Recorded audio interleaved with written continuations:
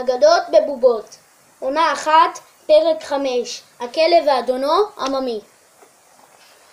בעל אחוזה כפרי נהג לפנק וללטף את כלבו. ראה זאת החמור בעורווה והתקנא במנת חלקו של הכלב.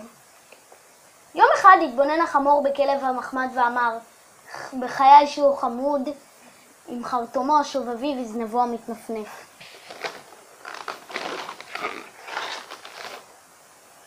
אבל זה לא הוגן.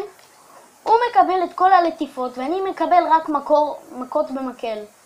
אני יודע, גם אני צריך להתנהג כמוהו.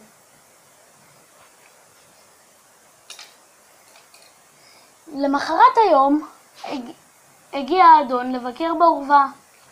החמור חיכך את חרטומו בלחייו בחיקוי של כלב המחמד והניף את אחד מטלפיו באוויר כדי שהאדון ייקח אותו בידו. אולם אבוי לאומלל. הוא איבד אוזנו ודרך על אחת מרגליו של האדון.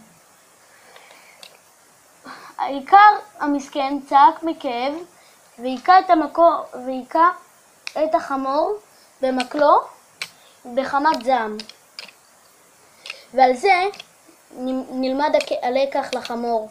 תסתפק במה שיש לך. בסוף.